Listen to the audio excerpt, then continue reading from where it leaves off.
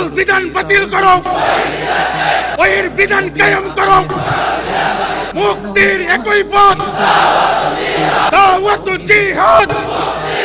আমরা নবীন আহলে হাদিস ওহির পথের নওজোয়ান, শিরক বিদআত দূর করতে তাওহীদি সুধা করেছি পান।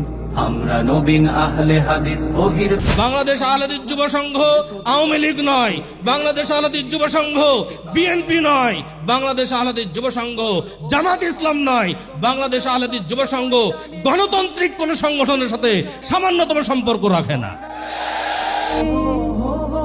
বদর, উহুদ, খন্দক এবং মুতার তপ্ত ময়দানে বিলিয়ে দিলেন জুলাই 2024-এর অভ্যুত্থান পরবর্তী নতুন বাংলাদেশকে পবিত্র কোরআন ও সহিহ হাদিসের আলোকে পুনর্গঠন করতে হবে।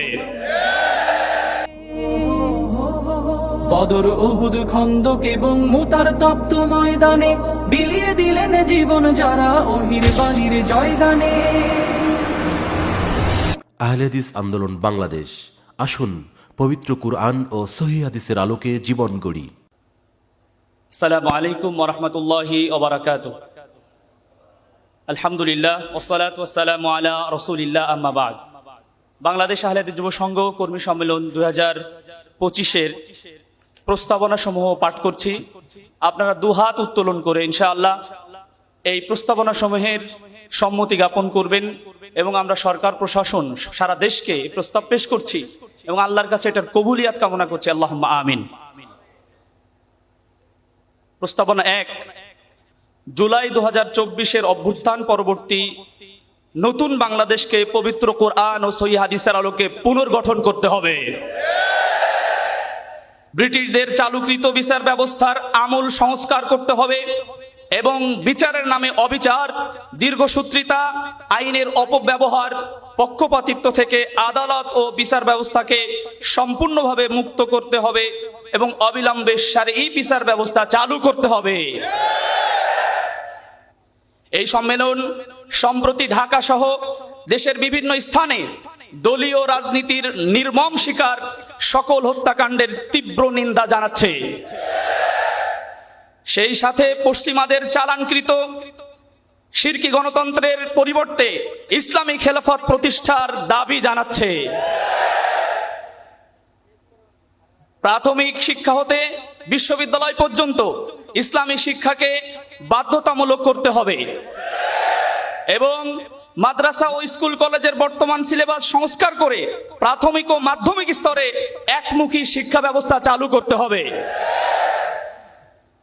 শিক্ষার সকল স্তরে প্রচলিত সহশিক্ষা বাতিল করতে হবে এবং নারী ও পুরুষের জন্য পৃথক শিক্ষা ব্যবস্থা ও কর্ম পরিবেশ নিশ্চিত করতে হবে। কোটা প্রথার পরিবর্তে মেধা ও যোগ্যতার ভিত্তিতে সকলকে সমানভাবে দেশ সেবার সুযোগ করে দিতে হবে। অফিস আদালত থেকে ঘুষ ও দুর্নীতি কঠিন হস্তে দমন করতে হবে এবং জবাবদিহিতা নিশ্চিত করার জন্য বিজ্ঞ আলেমদের সমন্বয়ে একটি বিশেষ বিভাগ সৃষ্টি করতে হবে।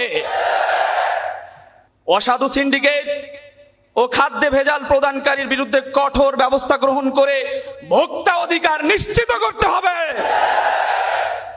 যুব সমাজকে বিদেশমুখী না করে দেশেই উত্তম কর্মসংস্থান নিশ্চিত করতে হবে। বিনোদন ও সংস্কৃতির নামে দেশে অশ্লীলতা ও বেহায়াপনার অবাধ প্রসার বন্ধ করতে হবে এবং শহর ও গ্রামের সর্বত্র মদ, জুয়া, চাঁদাবাজি, লটারি প্রভৃতি সামাজিক অপরাধের বিরুদ্ধে কঠোর ব্যবস্থা গ্রহণ করতে হবে।